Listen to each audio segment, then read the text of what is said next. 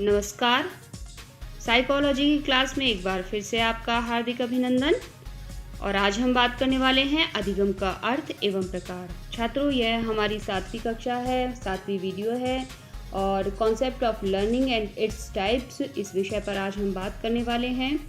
यह अधिगम का जो टॉपिक है वो आज ही से प्रारंभ हो रहा है। अधिगम के बारे में बहुत सारी चीज़ें हैं, जैसे कि इस अधिगम के सिद्धांत, अधिगम के प्रकार, ये सब हम आगे आने वाली वीडियो में बताएंगे। आज इस वीडियो में हम अधिगम का अर्थ क्या है और प्रकार कौन कौन से हैं ये हम जानेंगे। छात्रों, आपको पता होना चाहिए कि अधिगम एक ऐसा टॉपिक है शिक्षा मनोविज्ञान का जो शिक्षक प्रतियोगी परीक्षाओं में और शिक्षा मनोविज्ञान के पेपर में निश्चित रूप से पूछा जाता है। ये चाहे फिर वह फर्स्ट ग्रेड हो, सेकंड ग्रेड हो, रीट हो, सीटेट हो, कोई भी अध्यापक प्रतियोगी परीक्षा है और उसमें शिक्षा मनोविज्ञान विषय लगा हुआ है तो निश्चित रूप से अधिगम से प्रश्न आएंगे। तो यह कॉमन टॉपिक है। तो चलिए हम आगे बढ़ते हैं। अधिगम का अर्थ क्या है? सामान्य रूप से हम सब जानते हैं कि अधिगम यानी सीखना। शिक्षा मनोविज्ञान की भाषा में सीखने को ही अधिगम कहा जाता है। अधिगम का अर्थ है सीखना अथवा व्यवहार में परिवर्तन। व्यवहार में परिवर्तन से मतलब क्या है? आप इसको सरल भाषा में यूँ समझिए कि जब बालक हमारे पास आता है तब उसे ज्ञान नहीं होता है और हम उसे अपने ज्ञान के द्वारा शिक्षित करते हैं। अतः जो अब तक अज्ञानी था, ज्ञान के संपर्क में नहीं आने के कारण अज्ञानी था, हमसे सीखने के बाद में, शिक्षक के मार्गदर्शन करने के बाद में वह ज्ञानी हो जाता है, अर्थात उसके व्यवहार में परिवर्तन हो जाता है। तो जो अधिगम है उसका अर्थ क्या हुआ? व्यवहार में परिवर्तन। अधिगम मानव के मूल प्रवृत्त्यात्मक व्यवहार में परिवर्तन है। अधिगम यानी कि सीखना मानव की मूल प्रवृत्ति को भी परिवर्तित कर देता है। जैसे अभी मैंने आपको एक उदाहरण दिया कि बालक अज्ञानी होता है लेकिन ज्ञान के संपर्क में आने के कारण वह भी ज्ञानी हो जाता है। तो यानी कि उसकी मूल प्रवृत्ति थी क्या? अज्ञान की, उसको भी अधिगम परिवर्तित कर देता है। तो इस तरह से अधिगम मानव के मूल प्रवृत्त्यात्मक व्यवहार में परिवर्तन है। विभिन्न वादों के अनुसार अधिगम को परिभाषित किया गया है। यथा हम देखेंगे, यहाँ एक और वाद दिए गए हैं, फिर अधिगम से अभिप्राय क्या है इन वादों का, और इन मुख्य वादों के जो विचारक हैं वो कौन कौन हैं यह भी बताया गया है। छात्रों, यहाँ वाद से अभिप्राय ये है कि जो शिक्षा मनोविज्ञान है उसमें विभिन्न प्रकार के वाद हुए हैं, उनके बारे में हम यहाँ बात कर रहे हैं। कि जैसे दार्शनिक मत, दार्शनिक जो विचारधारा है उसके अनुसार अधिगम क्या है कि सीखना स्वघटित क्रिया है। जो दार्शनिक मत के विद्वान हैं वो ये मानते हैं कि सीखना अपने आप होता है, स्वघटित क्रिया है। और इनमें मुख्य रूप से हैं रूसो और फ्रॉबेल। देखिए, प्रश्न कैसे भी आ सकता है इसमें से कि सीखना स्वघटित क्रिया है, ये किसने कहा है? दार्शनिक विचारधारा के जो विद्वान हैं उन्होंने कहा है, या फिर विचारक पूछ ले तो रूसो और फ्रॉबेल इस विचारधारा के प्रतिपादक हैं।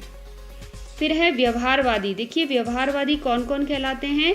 जैसे आप सभी जानते हैं, थॉर्नडाइक, गुथ्री, पावलोव, हल, स्किनर इत्यादि।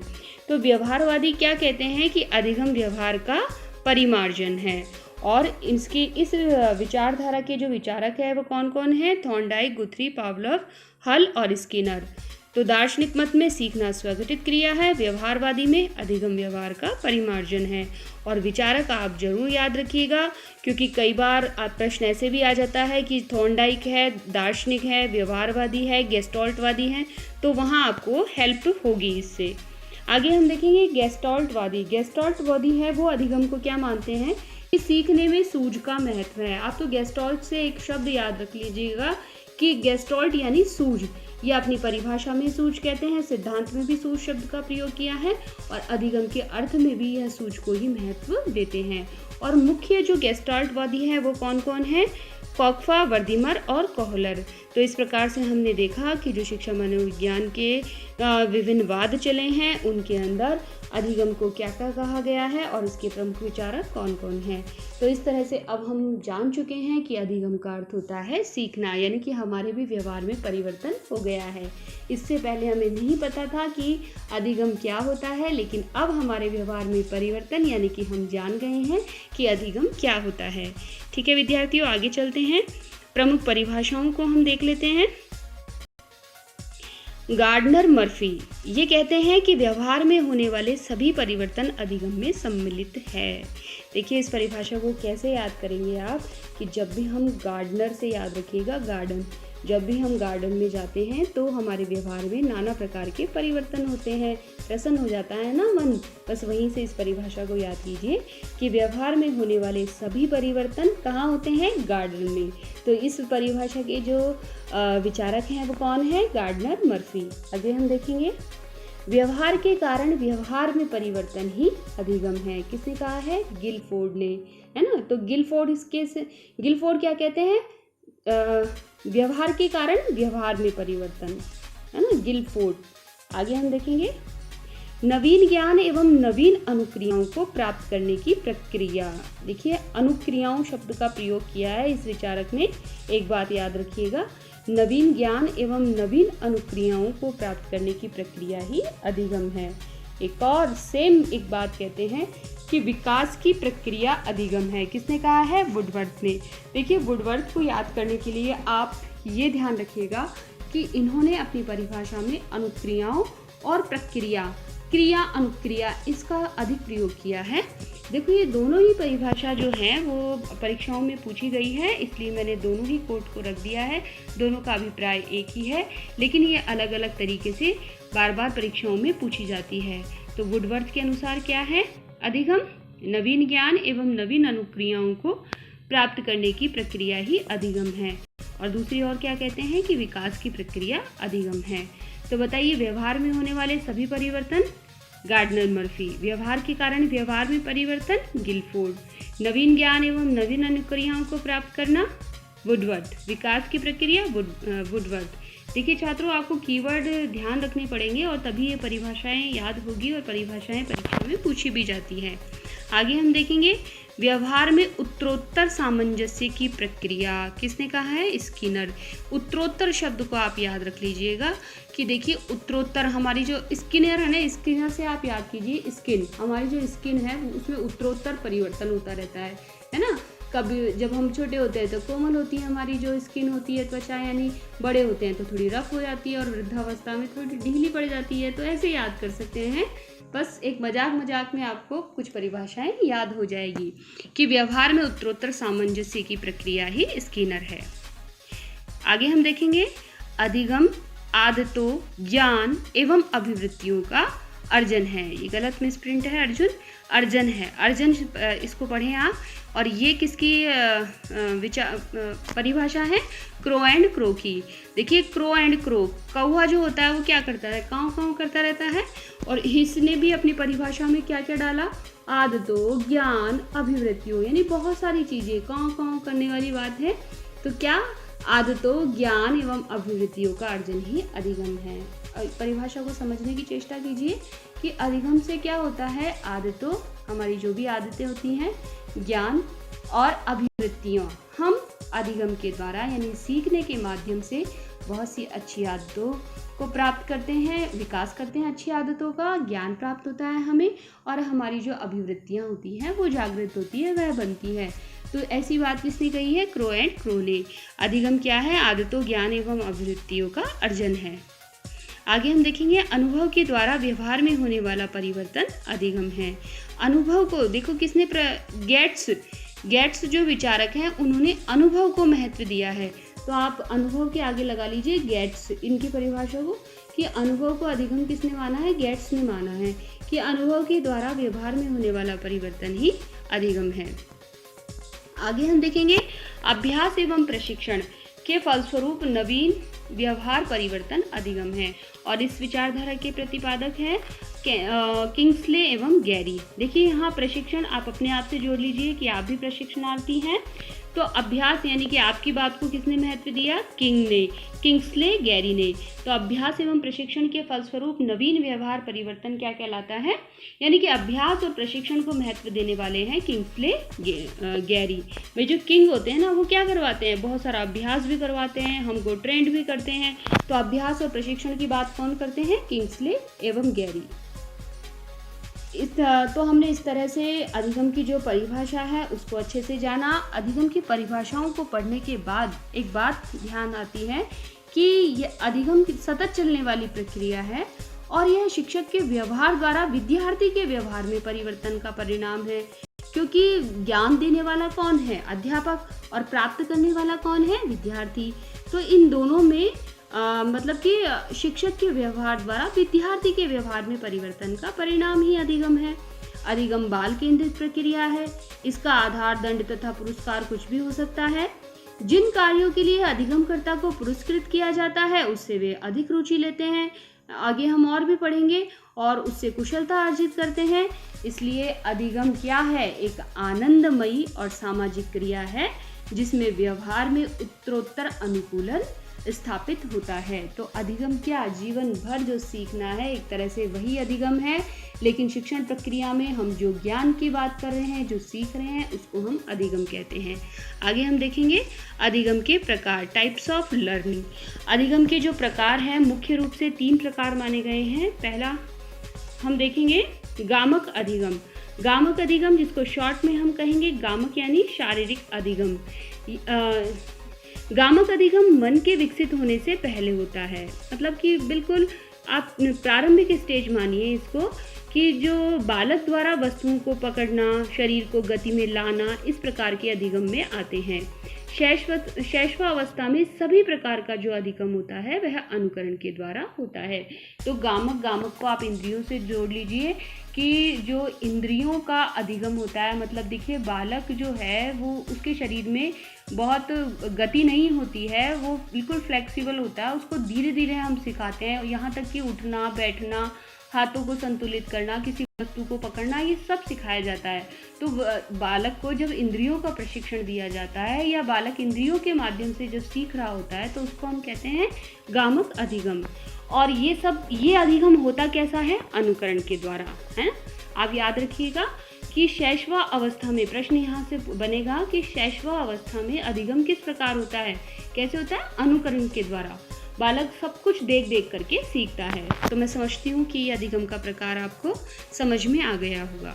दूसरा हम देखते हैं प्रतिबोधात्मक अधिगम। इसका मतलब क्या होता है? वस्तुओं को जानना। गामक अधिगम से ठीक एक आगे की जो स्टेप है वो प्रतिबोधात्मक अधिगम कहलाता है। देखिए, जो ही बालक के मन का विकास होता है वह अपने विचार बनाता है। यहाँ पर वह अंधानुकरण का त्याग कर समस्यात्मक समाधान हेतु सूझ एवं मन का प्रयोग करता है। मतलब आपने जो कह दिया वो नहीं मानेगा, अब वो अपने मन का प्रयोग करने लग जाता है। वह व्यर्थ के प्रयत्नों के स्थान पर सही अनुक्रियाओं का प्रयोग करता है। जैसे शिशु का बिस्किट व खिलौने में अंतर समझ लेना। देखिए अभी जो शिशु था, गामक अधिगम जब तक था, तो अगर आप उसको बिस्किट देते थे, प्लास्टिक का बिस्किट भी दे दिया तो उसको सीधा मुंह में रख लेता। लेकिन अगर अब आप खिलौने वाला बिस्किट उसको देंगे तो इस स्टेज पर वह अंधानुकरण नहीं करेगा। अब वो जान जाएगा कि ये प्लास्टिक का है, मतलब वो वस्तुओं को जानने लग जाता है। तो प्रतिबोधात्मक का मतलब ही क्या है? जानना। तो दूसरा प्रकार समझ में आ गया होगा। आगे हम देखते हैं तीसरा, संकल्पनात्मक अधिगम यानी कि चिंतन शक्ति का विकास। मतलब यहाँ बालक को अच्छे प्रकार से हम कहते हैं ना भले बुरे का ज्ञान हो जाना, तो यह वह अवस्था होती है। यह चिंतन शक्ति के विकास से संबंधित है। चिंतन एवं तर्क के माध्यम से बालक कठिन एवं जटिल समस्याओं को हल करने लग जाता है। तो इस प्रकार से हमने जो समस्त अधिगम है उसको 3 भागों में विभाजित किया कि यह अधिगम किस तरह से अपने चरम की ओर चलता है। पहला होता है गामक अधिगम, दूसरा होता है प्रतिबोधात्मक अधिगम और तीसरा होता है संकल्पनात्मक अधिगम। यानी कि इंद्रियों के अधिगम से प्रारंभ हुआ जो अधिगम है वह अपने चरम संकल्पनात्मक अधिगम तक पहुंच जाता है।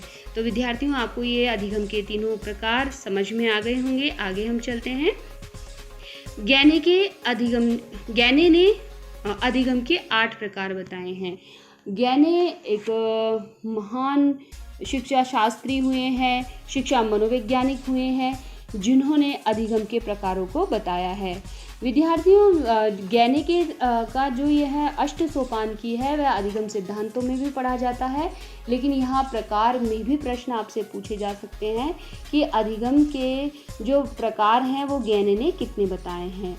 इनका पूरा नाम रॉबर्ट एम ज्ञाने है और इन्होंने अधिगम के प्रकारों को बताते हुए यह स्पष्ट किया है कि नवीन ज्ञान प्राप्त करने की प्रक्रिया सदैव निम्न स्तर के सीखने से उच्च स्तर के सीखने की ओर अग्रसर होती है। देखिए, इस पंक्ति को ध्यान से सुनिएगा आप कि इन्होंने जो सीखने की प्रक्रिया है उसको क्या बताया है कि सदैव निम्न स्तर से सीखने से उच्च स्तर की ओर प्रेरित होती है। ऐसा नहीं है कि पहले उच्च स्तर का सीखना होता है, नहीं, पहले व्यक्ति निम्न स्तर का सीखता है और उसके बाद में वह उच्च स्तर तक पहुंच जाता है। और जो रॉबर्ट ज्ञाने हैं उन्होंने सन 1970 में सीखने के 8 प्रकार बताए थे। कौन से सन में बताए थे? 1970 में, यानी कि 1970 में। और इनके द्वारा जो प्रतिपादित 8 प्रकार हैं यह एक दूसरे से घनिष्ठ संबंधित है, या हम यूँ कहें कि आगे बढ़ने हेतु एक दूसरे की परम आवश्यकता होती है, और इसको हम अष्ट सोपान की भी कहते हैं। इन सोपानों में उच्च स्तर पर जाने से पूर्व निम्न स्तर का ज्ञान होना अत्यंत आवश्यक है, अर्थात दूसरे सोपान पर तभी जाया जा सकता है जब पहले सोपान की योग्यता विकसित हो गई हो। इस प्रकार ज्ञाने द्वारा प्रतिपादित अधिगम के जो 8 सोपान हैं वह निम्नलिखित हैं। अभी हम देखते हैं, आगे हम बढ़ते हैं कि जो इनका पहला सोपान है, यहाँ मैं देखिए निम्न स्तर की बात कर रही हूँ। यदि हम इसको उल्टा करेंगे, जो 8वां वाला प्रकार है वो सबसे ऊपर आ जाएगा। यहाँ हम नीचे के पायदान की बात कर रहे हैं, उसी को मैंने 1 नंबर दिया है, संकेत अधिगम। पहला क्या होता है? संकेत अधिगम, जिसको कि हम साइन लर्निंग भी कहते हैं। दूसरा है हमारा उद्दीपन अनुक्रिया अधिगम, स्टिमुलस लर्निंग, यानी कि जो दूसरे अधिगम का सोपान है वह उद्दीपन अनुक्रिया, यानी सबसे पहले जो बालक है वह संकेत के माध्यम से सीखता है, फिर उद्दीपन अनुक्रिया होती है, यानी कि कुछ उद्दीपक होते हैं जिनके आधार पर वह अनुक्रियाएं करता है। तीसरा हम देखेंगे श्रृंखला अधिगम, जिसको हम चैन लर्निंग भी कहते हैं। और तीसरा क्या, फिर वो धीरे धीरे एक एक करके श्रृंखला यानी कि एक चैन के रूप में बहुत सारी चीज़ों को सीखने लग जाता है। फिर हम देखेंगे चौथा शाब्दिक साहचर्य अधिगम, वर्बल एसोसिएशन लर्निंग। तो यह जो बालक जो अब लगातार सीखने की प्रक्रिया कर रहा है उसके बाद में वह शब्दों का भी प्रयोग करने लग जाता है, इसको हम शाब्दिक साहचर्य अधिगम कहते हैं। और नेक्स्ट है हमारा विभेद अधिगम। विभेद अधिगम में अब बालक वस्तुओं को एक दूसरे से अलग करना सीख जाता है। फिर है संप्रत्य अधिगम, कॉन्सेप्ट लर्निंग, इसमें बालक अपना संप्रत्य बना लेता है। और सिद्धांत अधिगम, और इन संप्रत्यों के आधार पर प्रिंसिपल लर्निंग, सिद्धांत अधिगम करने लग जाता है, एक सिद्धांत हो जाता है उसका सीखने के प्रति।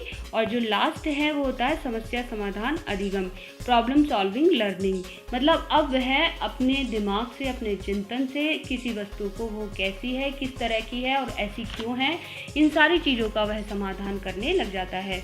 तो इस प्रकार से हमने देखा कि ज्ञानी ने अधिगम के 8 प्रकार बताए हैं, और सबसे निम्न उसका जो प्रकार है वह संकेत अधिगम है, और सबसे जो उच्च है वह समस्या समाधान अधिगम है। तो आप विद्यार्थियों इसको याद रखिएगा, जब परीक्षा में प्रश्न आते हैं तो इनमें से बीच में से कोई सा भी एक स्किप कर दिया जाता है और आपसे पूछा जाता है कि अगला कौन सा होगा। मान लीजिए आपको संकेत दे दिया, उद्दीपन दे दिया, श्रृंखला दे दिया और चौथा छोड़ दिया, तो आप उसमें शाब्दिक साहचर्य करना आपको, है ना। तो मतलब मैं ये कहना चाह रही हूँ कि यहाँ पर जो ये क्रम है उसको एज इट इज आपको याद रखना है, प्रश्न कैसे भी आ सकता है। तो इस तरह से आज की वीडियो में हमने अधिगम के अर्थ और प्रकार की बात की। अब हम अभ्यास हेतु कुछ प्रश्न देखेंगे कि इस टॉपिक से किस प्रकार के प्रश्न आते हैं। पहला प्रश्न है, अधिगम का अर्थ है। बताइए क्या अर्थ है अधिगम का। जी हाँ, व्यवहार में परिवर्तन। कई ऑप्शन आएंगे, लेकिन मैं ये मानती हूँ कि जब आप याद कर रहे हैं तो एक सीधा कॉन्सेप्ट आपके दिमाग में फिट होना चाहिए कि अधिगम यानी व्यवहार में परिवर्तन। सीखने में सूझ को महत्व दिया। बताइए किसने महत्व दिया था। यस, गेस्टाल्टवादियों ने। आगे हम देखेंगे प्रमुख गेस्टाल्टवादी है कौन कौन है, विचारक जरूर याद रखिएगा, कोक्फा, वर्दीमर और कोहलर। अधिगम को विकास की प्रक्रिया किसने माना है। बताइए विकास की प्रक्रिया अनुक्रिया, यस, वुडवर्थ ने। आगे अधिगम व्यवहार में उत्तरोत्तर सामंजस्य की प्रक्रिया। बताइए उत्तरोत्तर स्किन में परिवर्तन होते हैं, मैंने बताया, स्किनर। Very good. आगे हम देखेंगे गैली ने अधिगम के कितने प्रकार बताए। यस, 8 प्रकार बताए। तो विद्यार्थियों, इसके अतिरिक्त मैंने जो आपको यहाँ पीपीटी में नोट्स दिए हैं वह अपने आप में एक एक लाइन उसकी प्रश्न है, तो आप इसको ध्यान से पढ़िए, समझिए और बल्कि रटने की अपेक्षा इसको समझने की कोशिश कीजिए। अत्यंत सरल भाषा में मैंने ये इस वीडियो में अधिगम को आपको समझाया है। आगे भी मैं निरंतर इस तरह से वीडियो डालती रहूँगी, तो हमारे चैनल को आप सब्सक्राइब कीजिए, हमारी वीडियोज़ को लाइक कीजिए, ज़्यादा से ज़्यादा शेयर कीजिए। Thanks for watching.